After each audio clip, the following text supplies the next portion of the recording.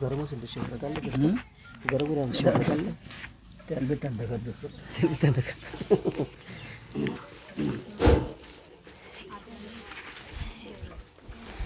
जय गुरुदेव. जय गुरुदेव. नाम किसका? ये नाम नहीं इंसान का. तो प्रेम से बोलो जय गुरुदेव. सबसे पहले योग परिवर्तक परम संत बाबा जय गुरुदेव जी महाराज, इनके चरणों में शतकोटि प्रणाम करता हूँ. साथ ही साथ जिसने ये त्रिलोकी रचना बनाई उस ईश्वर को प्रणाम. उनके दृश्य अदृश्य शक्तियों को प्रणाम. और यहाँ पर उपस्थित इस गांव के सभी सज्जन भाई और बहनें, दूर दराज से आए हुए हैं सत्संग प्रेमी भाई और बहनें, काफिला रैली में चलने वाले सत्संग भाई और बहनें, आप सबको प्यार भरा जय गुरुदेव. प्रेमियों, समय बहुत हो रहा है. मैं आपको बहुत छोटे शब्दों में समझाऊंगा. ये जितना भी कार्यक्रम हुआ सत्संग का, ये सारा भौतिक कार्यक्रम हुआ. यानी जो पीछे लोग बताते थे वही उसकी कहा गया. अभी ये परिवर्तन का युग है. अभी परिवर्तन होने जा रहा है. और जब परिवर्तन होता है तो आपने टीवी चैनल पर देखा होगा, राम के समय परिवर्तन हुआ तो कितने लोग मारे गए. भगवान कृष्ण के समय परिवर्तन हुआ तो कितने लोग मारे गए. ये परिवर्तन अवतारी शक्ति द्वारा हुए. अभी ये जो परिवर्तन होने जा रहा है यह प्रकृति के द्वारा होने जा रहा है, मानव के द्वारा नहीं. तो प्रकृति क्या है? जल, पृथ्वी, वायु, अग्नि और आकाश, इन तत्वों के द्वारा परिवर्तन होने जा रहा है. इसका थोड़ा चिन्ह आप लोगों ने देखा. 5-7 वर्ष पूर्व नेपाल और उत्तराखंड में प्रकृति के प्रकोप को देखा. अभी 2-3 वर्ष से दुनिया में चल रही कोरोना की महामारी को देख रहे हो. इसके लिए आपके पास कौन सी दवा है? यह जो प्रकृति के प्रकोप हो गए तो आपको कौन बचाएगा? मैं सब मानता हूँ. आप कहोगे कि हम राम का भजन करेंगे, कृष्ण का भजन करेंगे, वो हमारी रक्षा करेंगे. तो सुन लो, राम ने अपने वाणी से कहा है, काल रूप में तिन कहूँ भ्राता, शुभ अशुभ कर्म फलदाता. राम ये बता रहे हैं कि मैं काल का रूप हूँ, तुम्हारे अच्छे और बुरे कर्मों का फल देता हूँ, तुम्हारे कर्मों को माफ़ नहीं करता. और भगवान कृष्ण तो बता रहे हैं कि मैं काल का भी काल हूँ. तो किसको पुकारोगे? तो मैं ज़्यादा समय न लेता, शॉर्ट में आपको बताता हूँ. जब भी ऐसा समय आता है धरती पर जीवों को तकलीफ़ होने वाली है तो ऊपर से एक धार जारी होती है रक्षा की. तो अभी वह धार इन बहनों के ऊपर है. ये जो बहनें हैं, इनको जो दुनिया ने अबला करके छोड़ दिया है, यह अबला नहीं, बहुत शक्तिशाली है. पर सब ने कहा अबला है. तो पति का बीमार होते हैं तो रोते बैठती है, बच्चा बीमार हुआ तो रोते बैठती है, क्योंकि पता नहीं. तो ध्यान से सुनो बहनों, पहले तुमको बता दूं, आपको मालूम होगा, अनुसया ने तीनों देवताओं को बच्चे बनाए। बगल से तो नहीं कह रहा ना, सच्ची बात है कि नहीं? हाँ, तीनों देवताओं को बच्चे बनाए। सावित्री ने अपने पति को यम के मुख से छुड़वाया। नर्मदा और अनुसया से भगवान भी हारा है। ऐसा ये हमारा देश सतियों का देश है। हमारे देश के देवियों ने सतीत्व को पानी फेर दिया। और आज जो समय देख रहे हैं कि कब आसमां टूटेगा, कब धरती फटेगी, इसका कोई भरोसा नहीं। बाबा जी के इशारे में शब्दों में अगर बताऊं, पूरब और पश्चिम में बदबू बहेगी, उत्तर और दक्षिण में खूब धजेगी। लाशों का लाशों के ऊपर होगा नज़ारा, सुने तो जाओ संदेशा हमारा। दिल में हमारे दर्द है तुम्हारा, सुने तो जाओ संदेशा हमारा। बाबा जी यह बता रहे हैं, जनता का दर्द किसी भी व्यक्ति के अंदर नहीं है, ना अमीर को है ना गरीब को है, किसी को भी दर्द नहीं है। मैं कब बड़ा हो जाऊं, सारे गांव में मेरी कीर्ति कैसे फैल जाए, लोग मुझे कैसे मानने लगे, इसके पीछे सब लोग लगे हैं। और बाबा जी कह रहे हैं कि अब समय बहुत कम है, परिवर्तन को शुरुआत हो जाएगी तो आपको छुपने के लिए जगह नहीं मिलेगी। तो पहले बहनों को बता दूं, बहनों ध्यान से सुनो, अगर आप अपने परिवार की, अपने गांव की, अपने ज़िले की, अपने राष्ट्र की रक्षा करना चाहते हैं, घर की नहीं राष्ट्र तक रक्षा करना चाहती है, तो आप पतिव्रता धर्म की पालना करो। तुम कहोगे क्या करना पड़ेगा पतिव्रता बनने के लिए? क्या कोई एक पैर पे खड़ा होना पड़ेगा, या कोई मंत्र का जाप करना पड़ेगा, या भूखा प्यासा रहना पड़ेगा? कुछ नहीं। शास्त्रों में लिखा है, मैं नहीं बता रहा हूँ, पति सेवा करे चित लाए तो पतिव्रता कहलाए। कितने सस्ते में तुमको सर्टिफिकेट मिल रहा है। हर बहन अपने पति की सेवा तन मन लगा करके करे, भूल कर भी उनसे झगड़ा न करे, उनके आदेश का पालन करे। 3 बातें, इतने बड़े संकट से बचने के लिए 3 बातें पर्याप्त है। तुम कहोगे कि क्या होगा, तो सुनो, अगर तुमने इन 3 बातों की पालना 6-7 महीने कर ली और देखा इधर से तूफान आ रहा है, तो लेना अनुसया के तरह हाथ में जल और कहना कि हे बाबा जय गुरुदेव जी महाराज, हम आपके आदेश का पालन कर रहे हैं। यह तूफान किनारे से निकल जाए, तूफान किनारे से नहीं निकल जाएगा तो बाबा जी को बाबा जी मत कहना। ऐसे संदेश लेकर के नहीं घूम रहा हूँ, मेरे पास में इतने संदेश है। मैं सोच रहा था काफ़ी बहनें आएंगी, भाई आएंगे, उनको समझा दूंगा, वो समझ जाएंगे, पर देख रहा तो इतने लोग आए हैं, क्या करें। सच्चे काम के लिए कोई नहीं जाता। यहाँ अगर तमाशा होता तो बहुत सारे लोग इकट्ठे हो गए होते। यह जो कीर्तन प्रवचन है, यह कीर्तन प्रवचन क्या है, किताब पढ़ लिया और आपको बताया, किसी की बात सुन लिया आपको बताया, लेकिन अनुभव नहीं बताया। अभी मुझे लगता है यहाँ नारने का कोई व्यक्ति आया है। भगवान वो खड़े हो जाओ, इनके तरफ देख लो। मैं इनके गांव को कार्यक्रम करने गया था, बैठ जाओ। इनको संतान नहीं होती थी, मैंने मालिक से प्रार्थना करके इनको प्रसाद दे दिया। तो आज वो संदेश दे रहे हैं कि मेरी पत्नी प्रेग्नेंस है। इतना सस्ता काम है। दूसरी बात, जन्म से जो बच्चे विकलांग होते हैं, जिनके हाथ और पैर टेढ़े होते हैं, उन पर मैं चंद्र ग्रहण सूर्य ग्रहण में प्रयोग करता हूँ, स्पर्श नहीं करता।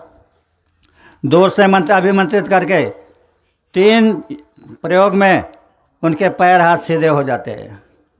ऐसे कितने हजारों लोगों के बच्चे का प्रयोग हुआ, 1 पैसा नहीं लिया जाता।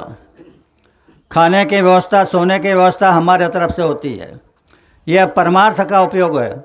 आज धरती के ऊपर सिर्फ ये महात्मा ऐसे हैं, इनके दरबार में सोना, चांदी, रुपया, पैसा, हीरे, जवाहरात नहीं चढ़ाए जाते।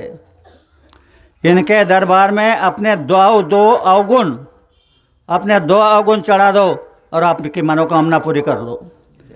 ये जो आवाज़ लगाया जा रहा था कि तुम्हारी मनोकामना पूरी कर लो, 2 अवगुण दे दो और आपकी मनोकामना पूरी नहीं हुई तो मुझे लेटर देना, मैं आपके पास में ही रहता हूँ। तो बात यह है, ये कलयुग का समय है। भाइयों के लिए भी थोड़ा इशारा दे दो। कोई भी भाई अपनी पत्नी को लक्ष्मी समझे, गाली गलौच मत करे। पहले पत्नी को लक्ष्मी कहा जाता था। जब कोई किसी के घर पहुंचता था तो पूछते थे लक्ष्मी जी कहाँ गई, तो कह देते थे खेत में गई, नदी पर गई। धीरे धीरे उसको, किसी व्यक्ति को नहीं, उसको खेल करना था, उसने लक्ष्मी नाम ख़त्म कर दिया। फिर कारभाणी नाम आया। ठीक था, कारभाणी नाम से घर का कारोबार जानने का ज्ञान होता था, वह भी ख़त्म कर दिया। अभी सुशिक्षित नाम आया है, बहुत सुशिक्षित, पढ़े लिखे, मिसेस। जानते हैं क्या होता है इसका अर्थ? अंग्रेजी शब्द है। मिस यानी मिस्टेक और यस यानी हाँ। तो तुमने गलती का पुतला होने का स्वीकार कर लिया तो तुम कितने देर रात दिन भगवान का भजन करते बैठो, कुछ भी नहीं होगा। तुम्हारी शक्ति अलग है, वो शक्ति को जगाओ, और तुम अपनी शक्ति को जगाओगे तो मुझे इतना खुशी हो जाएगी।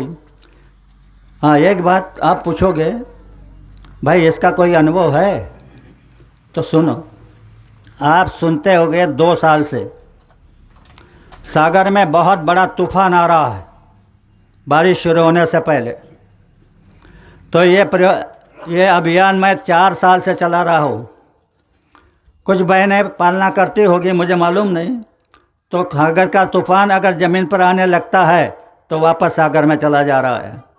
तो इसका मतलब है हमारी बहनें कुछ काम कर रही है।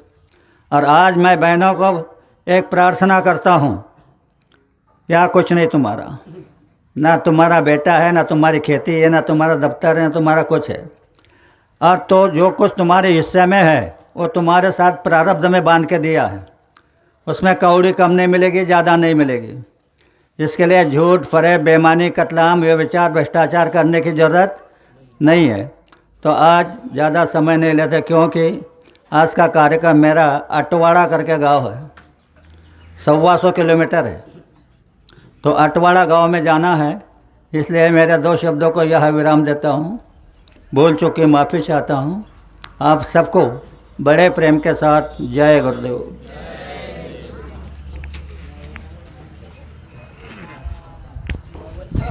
जय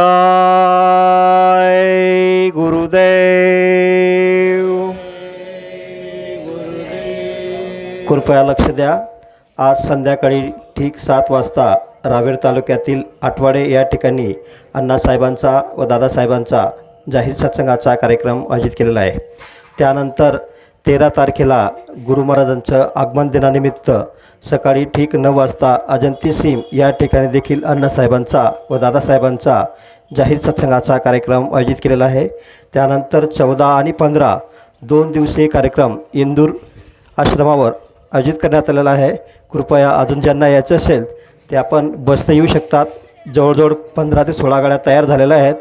सर्व ज्या गाडीमध्ये येणारे बंधू आणि भगिनी असतील त्यांना सूचना आहे की आपल्याला अजंती सीम या ठिकाणी सकाळी 9 वाजेपर्यंत राईट टाईम पोचायचं आहे, कारण की तिथे कार्यक्रम आटोपल्यानंतर जेवण वगैरे करून आपल्याला संध्याकाळी 5 वाजेपर्यंत आश्रमावर पोचायचं आहे।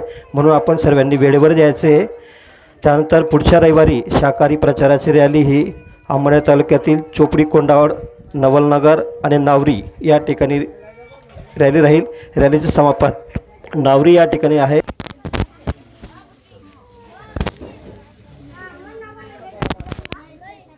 जय गुरुदेव। त्यानंतर आदरणीय दादासाहेबांचा देखील सत्कार सरपंच साहेब करतील अशी मी त्यांना विनंती करतो. जय गुरुदेव. ठीक आहे, बरं म्हणा. जय गुरुदेव. जय गुरुदेव. आता खंडोबा आपल्यासमोर एक राष्ट्रवंदना म्हणतील, लगेच आरती होईल. जय गुरुदेव. जय गुरुदेव. हे तन मन धन से सदा सुखी हो भारत देश हमारा, सभी धर्म और पंथ पक्ष को दिल से रहे प्यारा, विजयी हो विजयी हो विजयी हो भारत देश हमारा, निर्भय हो यह देश की माता, मंगल कीर्ति कराने, सत्यशील और निर्मल मन से वीरों को उपजाने, सद्गुणी हो यह देश की जनता, जीवन सुख सजवाने, रंक राव पंडित भिखारी, सबको सुख दिलवाने, विजयी हो विजयी हो विजयी हो भारत देश हमारा, स्पृश्य हटे यह सारा, देश कलंक मिटाने, सबके मन कर्तव्यशील हो, धन उद्योग बढ़ाने, सबका हो विश्वास प्रभु पर, अपनी शक्ति बढ़ाने, ब्रह्मचर्य अध्यात्म दैवी गुण घर घर में प्रगटाने, सारा भारत रहे सिपाही, शत्रु को दहशाने, टुकड़िया दास कहे स्फूर्ति हो, सबको भक्ति कराने, विजयी हो विजयी हो विजयी हो भारत देश हमारा, तन मन धन से सदा सुखी हो भारत देश हमारा, भारत देश हमारा। जय गुरुदेव. जय गुरुदेव.